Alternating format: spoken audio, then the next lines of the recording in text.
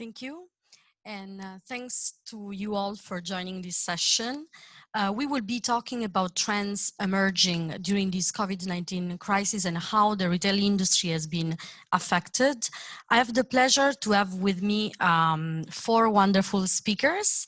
Before I leave them the world to introduce themselves, their business, I would like to launch some polls and ask you, audience at home, watching this panel from your office or home, what have been the most impressive trends that have emerged during COVID-19 crisis that we know that probably was something that was already around, but this crisis has simply accelerated it. So what type of trends do you see emerging in your own markets? We will later discuss with our speakers those keywords that you will be sharing. Just to give you an introduction, we have Ms. Lui Tong, Director of Swire Coca-Cola Hong Kong for Direct to Consumer. We have Ms. Louisa Zhang, Vice President for Vectr Ventures. We have Ms. Sarah Fung, Founder and CEO of Hula. And then Mr. Theodore Ma, Co-founder of CoCoon and Managing Director at MaBelle. Before we start our panel discussion, I'd like to ask you to introduce yourself, your business, and also try to describe and give an overview of how COVID-19 has impacted not only your business, but the sector that you refer to. Lui, would you like to start? Sure, thank you. My name is Lui Tong.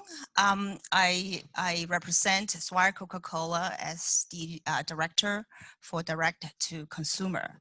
So what I do is actually I take the world's #1 brand's product to go directly to the consumer. So what it means is actually traditionally, business for beverages is all distribution business. But today, with all the changes during the COVID-19, with the market change, the lockdown. So in the end of the day, a lot of people started to actually going through a shock. People or business going through a shock. They don't know how to respond, where to shop, where is safe, where is hygienic. So during this process, we also going through a change ourselves to try to look at our business and how best are we going to serve our customer, to create the authentic user experience, and also at the same time, to understand what they're really looking for. We see the changes in supermarket and people actually flocking to supermarket, stocking up from hygienic product to food, to toilet paper. But you also see the light side. People are stocking up Coca-Cola. People are stocking up Bonaqua water. And, honestly, we're really looking at ourselves. How can we serve them better to make them feel at ease? They don't really have to, they have the choice, let's put it this way. So luckily last year that we started to create migrate our customer to go online to deliver the water to their offices and household. And we found that because COVID-19 started, there are a lot of people started to be so motivated to have this because they're very, very busy during the day. They're able to have the choice to be able to reach out to us anytime they want. And they have the right kind of experience. Louisa. Sure. Hi, I'm Louisa. I'm a VP at an early venture investor fund here in Hong Kong called Vectr Ventures. For us, we describe ourselves as more of a thematic investor in the sense that we don't focus on specific sectors, but we really are looking at the state of the world in the next decade or so, and how is that impacting the world we're living in, and how is technology playing a part in it. And I think consumer brands, retail technology has been a big focus for us because I think commerce has always played a very important fabric of any economy, whether you're looking into China or into the West. And in the last few months, I think for us, it's been a very exciting time as we are covering this space, for the better part of, the last 5 to 10 years. Because if you're looking across the board at retailers, it's really a very challenging time, but also a very exciting time. It's challenging because there's so much disruption on the demand side. Your consumers are getting much more flaky. A lot of them are dealing with unemployment. At the same time, from a retailer's perspective, you are dealing with stores being in need of opening, reopening, and closing again. So how to stay very nimble and dealing with that situation has been very challenging. But at the same time, it's one of the most exciting phase that we've seen kind of retail going through as well. For example, in online penetration in the US for e-commerce, it took 10 years to get to around 15%, and that number went to 25% in a matter of days. So we're seeing massive online adoption across categories. Like the topics of, unmanned store, using robotics in warehouses. These are things we've been looking at for the past few years, but they were really not front of mind for most retailers until now that it becomes core to a lot of their strategy. So for us, it's really about paying a lot of attention to what's happening to different retailers and different markets around the world. And as they shift from, mostly triage in the last few months to really planning out what their strategy would look like in the next year or so, it's a very exciting period for us. Sarah. Hi. So my name is Sarah, and I'm the CEO and founder of Hula. Hula is an online platform for the resale of designer women's wear. Last year, we opened the very first pre-owned warehouse in Hong Kong. I must say, when COVID was around, we were very, very grateful to be an online business. And obviously, we saw a spike in our online sales to be almost 100%. And since then, I guess people still love to have the experience of coming into the space.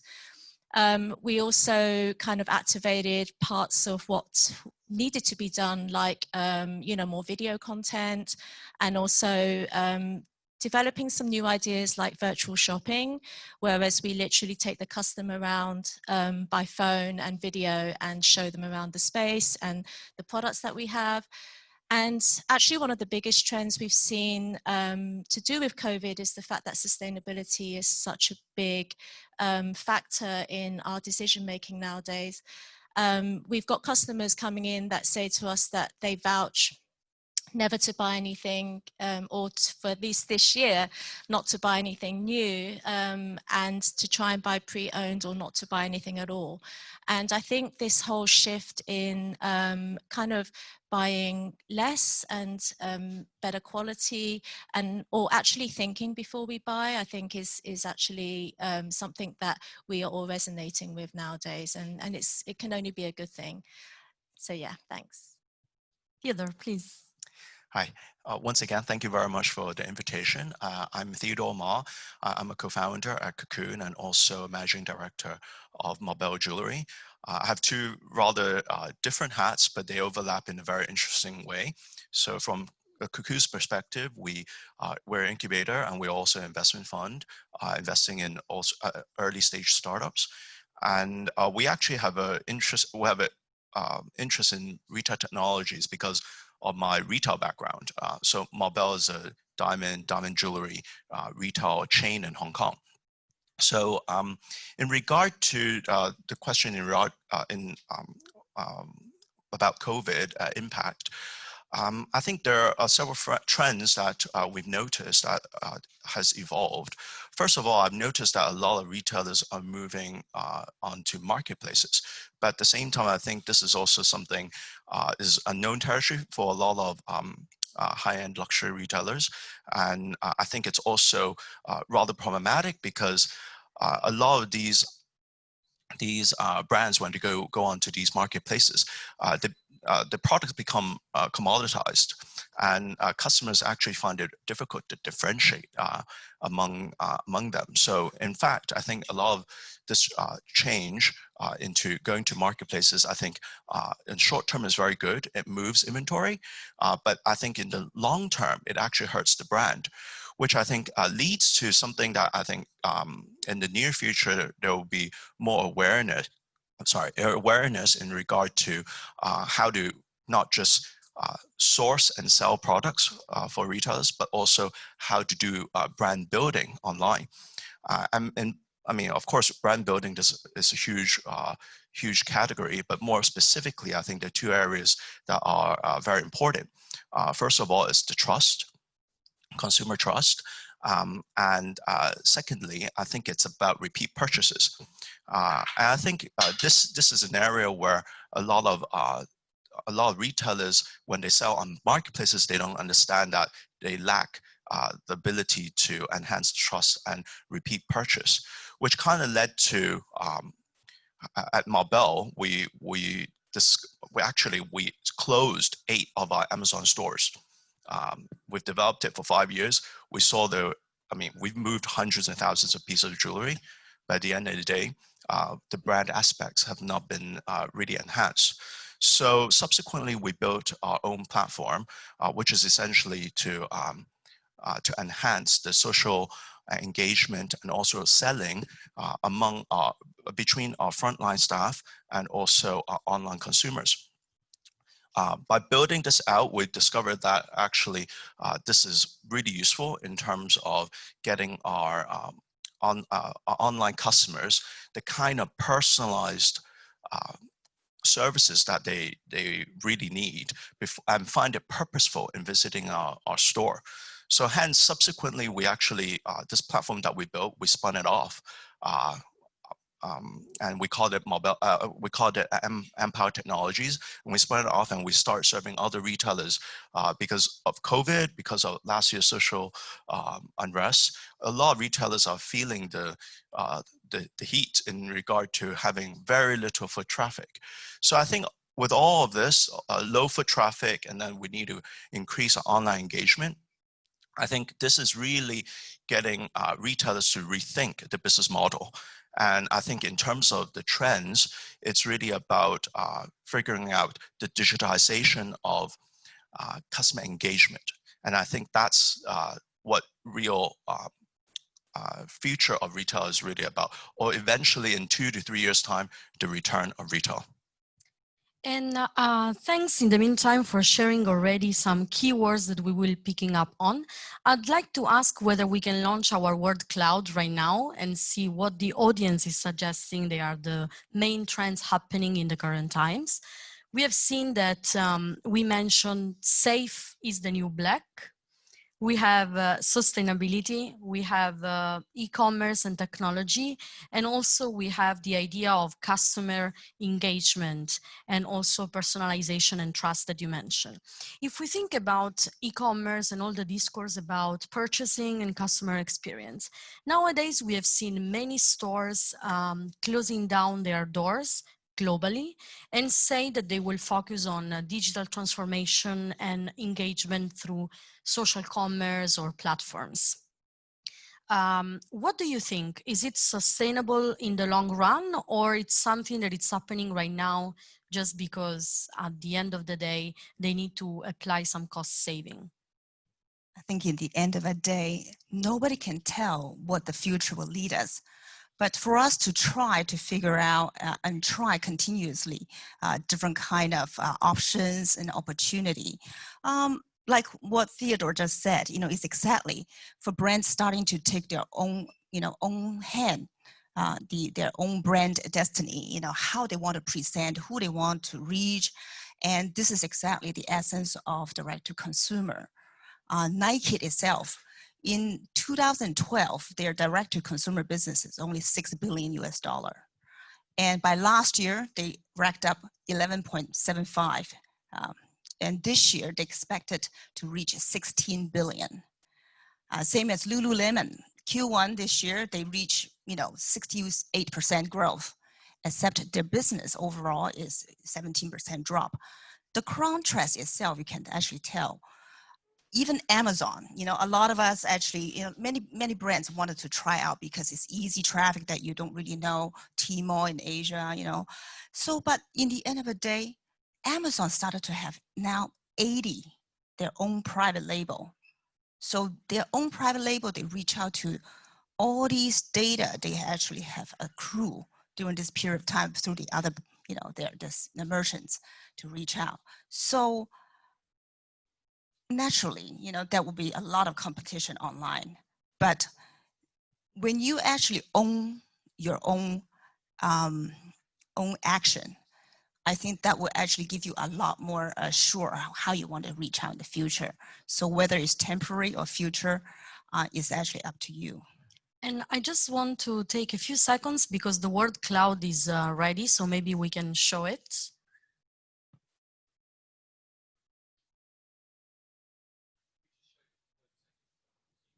Okay, because we didn't see it. I could remember that we had virtual WeChat, social commerce, e-commerce. So we have kind of picked up already those artificial intelligence topics. So I can see ESG, so we can later discuss more about sustainability. Do you want to add something on e-commerce? Sorry, I had interrupted you to call the word cloud. No, so actually I wanted to comment on your question just now about, we are seeing a lot of headline numbers of brands closing stores, but I think if you dig a bit deeper into the numbers, the same retailers that are closing stores are also the same ones that are opening stores. So I don't think it's a trend where people are permanently going to shift to an online presence and shutting all the offline. I think it's more what offline is used for is very different in the future versus what they are now. So if you're looking at the people who are closing stores, a lot of time these are larger format stores. They're more generic. They're more used, for transactions versus I think the stores of the future is really, one is they might not be in as high traffic areas anymore. They're much more focused on like neighborhood stores. Two is like they're less focused on transaction, but much more on experience. So like you can do return, you can do pickup, you can do alteration, you can customize your products. And the last point is really how do you offer the assortment, the merchandising that's really fitting for that area that you're serving. I think to use the example of Nike again, because they're really at the forefront of a lot of what's happening is they have been closing a lot of stores, but they're launching a new format of stores called Nike Live, which they really see it as more of a neighborhood store where it's for their Nike Plus members to come in, do workout sessions. They offer like personalized, like you can personalize your sneakers there.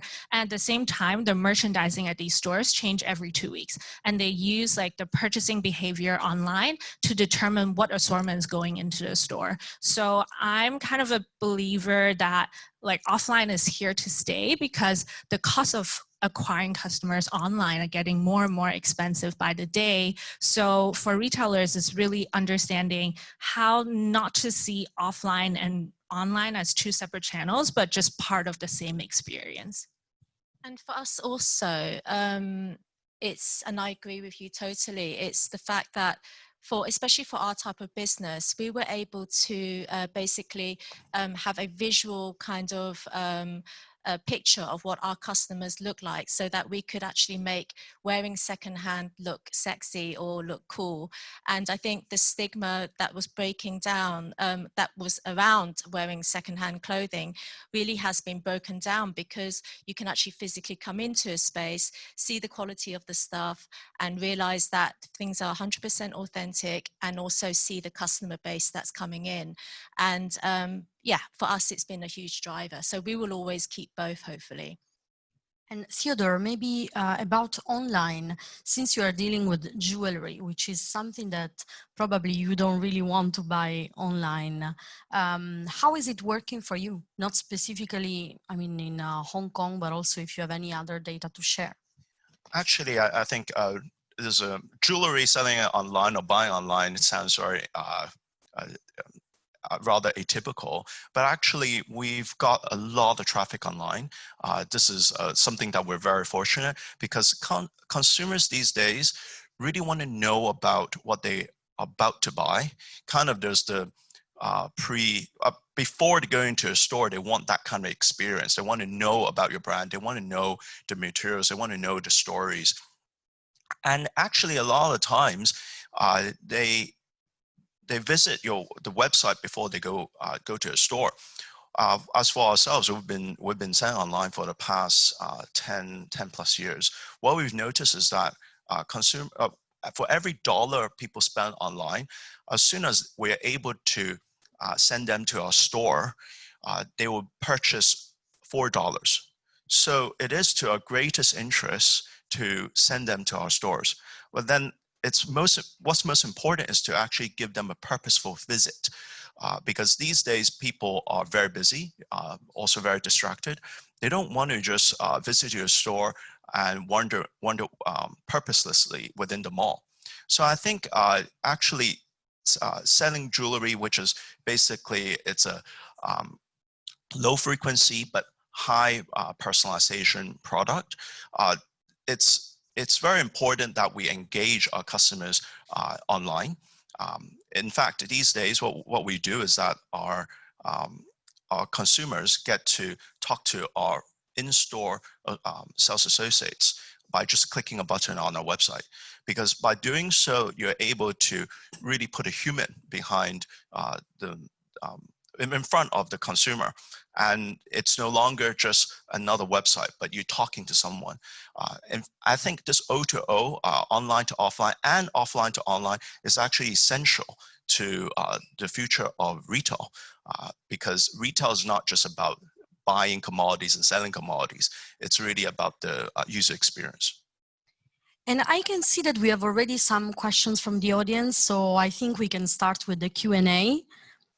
The first question is, how should fashion brands change their business strategies to cope with green criticism?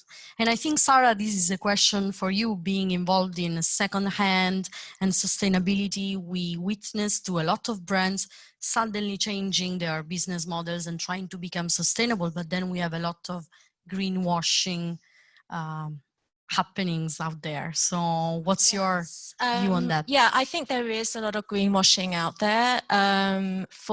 In my kind of line of work with fashion, in fashion in general, but also particularly in fast fashion, where brands are, you know, kind of having sustainability kind of efforts, but also producing just the same amount as they were before. And our technology in, you know, materials is not so great. So right now, in order for the earth to be able to cope with this production of this mass. And so I do think there's a little bit of a contradiction there. And, you know, I think on the other hand, I don't want people to kind of get lazy and not buy into sustainable brands because they think it's greenwashing, because I think all businesses need to think about sustainability nowadays.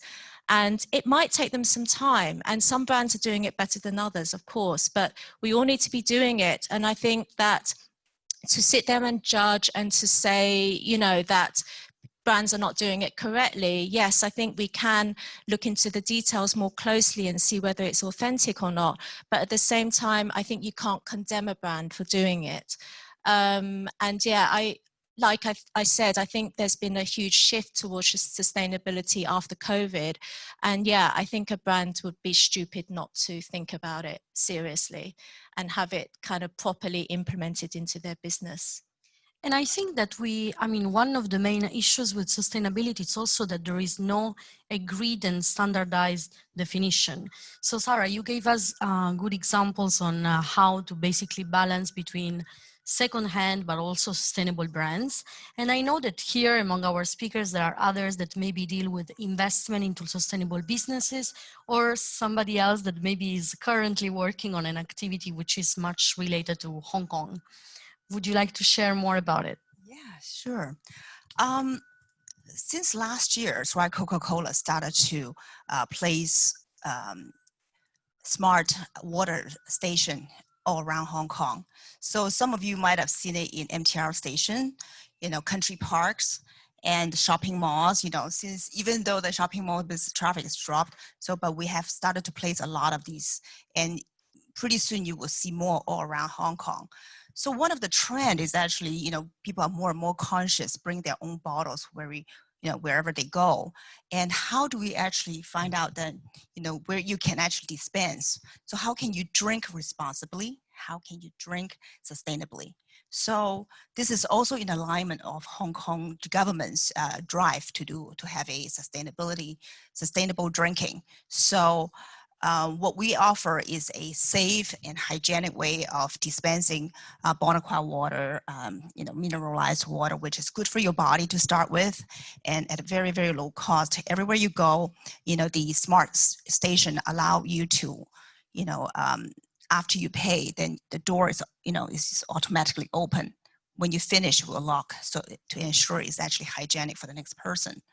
But most at the same time, we can also track the consumption. What, where, when, what kind of people, passing through and consuming how much. And also at the same time, ultimately, we want to know how much, plastic are we saving around this world. So this year, MTR has put in their annual report, they actually, this is one of their goal, to increase this kind of a sustainable smart water station around Hong Kong. And I just put out a question which is more towards investment side. All those cost saving, will they stop companies to invest in sustainability? What you are seeing in terms of investment? Yeah, no, I love the topic of sustainability because we also look at a lot of consumer brands, and we're seeing, a lot of these direct-to-consumer brands, they have a sustainability angle, and a lot of them are doing very well. And I think to your question, like, is there too much greenwashing? I think consumers these days are extremely sophisticated. Like, just think about how quickly we went from like buying a shampoo because the ad tells us it's good to like now analyzing literally every single chemical in that shampoo. Like, I've definitely been grocery shopping with friends and they're like, it has this chemical and it's not good for you. So I think that same rigor is going to apply to people thinking about like what is going into the product and how's that doing to the environment, and what is like, how are these products made, and is it actually like sustainable? So then, and I think that translates to brands being very rigorous about, what kind of sustainability practice they're adopting as well. So then I think for me, it's really about like looking at how do brands become sustainable without, adding substantial amount of cost to it. Because sure, I can replace my shampoo with a glass bottle instead of a plastic bottle, but if the cost is twice as much, then I'm essentially displacing a lot of consumers from my product. And I think that's what you don't want to be doing, which is making consumers choose between affordability and sustainability. I think the two should go hand in hand. So I think there are a lot of interesting business models out there. Like, I think the whole smart water thing, while you can actually track consumer usage, is super interesting. The likes of, like consignment, pre-owned, like we're seeing a lot of brands who, are seeing a big rise in the whole pre-owned economy, and they're thinking, how do I actually take part in that circular economy as well, with the goods that's being returned or my defective goods that's otherwise going to the waste. So I think it's much more interesting to look at how companies are thinking about alternative ways to address sustainability instead of just like piling on the cost. And Theodore, in terms of startups now working in the area of retail and eventually also sustainability, what type of trends do you see, and what a corporate would be willing to invest into? We're seeing a lot more startups, maybe because of our particular interest in retail technologies.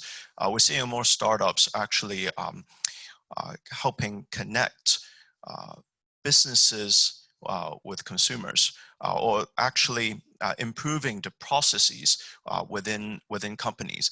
I think this is a trend where there's slowly developing, because as much as we see there's a lot of innovation on consumer internet technologies, a lot of the companies are, in terms of processes, they're actually rather archaic.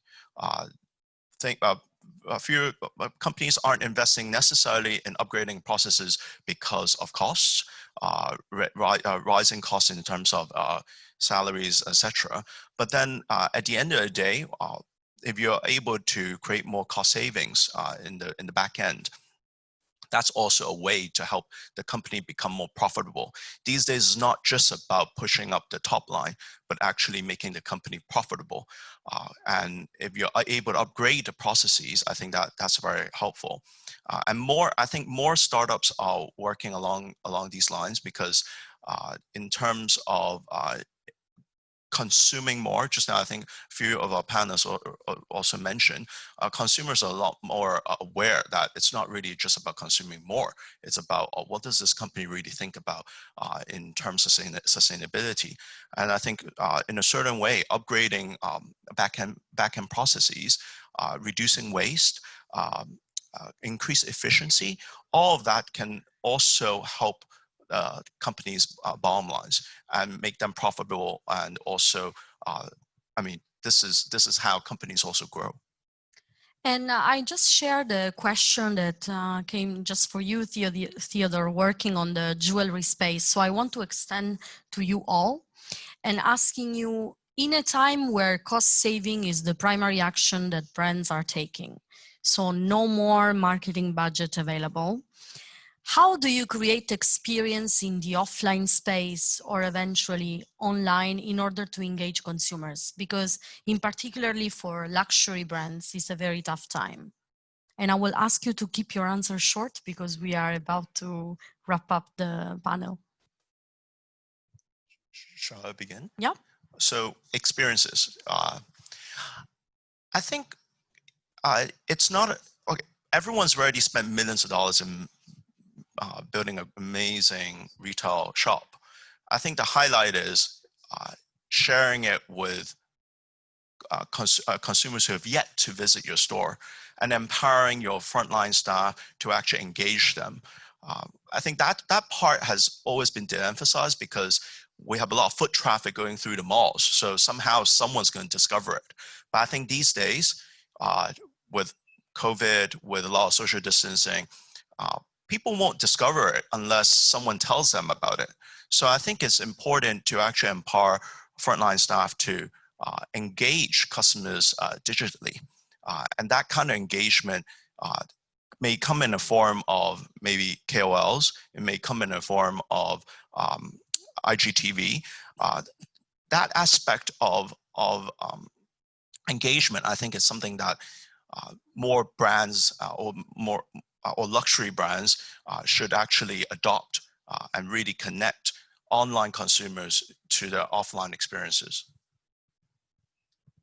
Yeah, I mean, for us, obviously we try to get to know the customer more if they're a walk-in customer, and I think that really helps us to determine, you know, their individual style, and it's following up with people personally, and that also can happen online as well. So through, you know, through shopping on IG or anything else, I think it's can be quite often to be like kind of tricky to follow up on all of these kind of messages and, you know, people requesting stuff. But actually, I think people really, consumers are really kind of quite pleased when you remember, you know, their style, or you remember that they're asking for something in particular. And I think those personal touches will always remain. I think having a walk-in store means that you can do this, you know, in a much better way, for sure, and tying in obviously the offline and online experience. And yeah, later I think, you know, AI with like e-commerce will become, you know, a lot more widespread, where it determines, you know, what people actually want to be looking at and what they receive in their communications, and you know, whether people can actually find products just by dropping in a photo that they've seen from IG. And I think that kind of personalization online will kind of tie into the offline experience a lot more as well.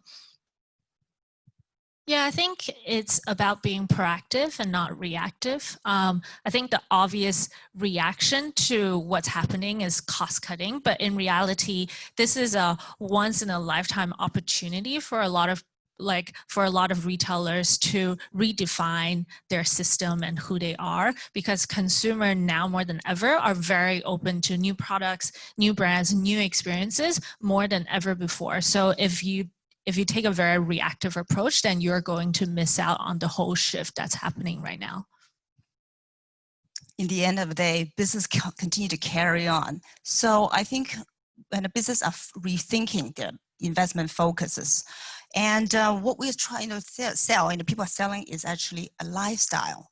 You know, I think selling a product, there are a gazillion number of products everywhere, but the lifestyle itself is what actually all the consumer are looking at. What am I getting out of it?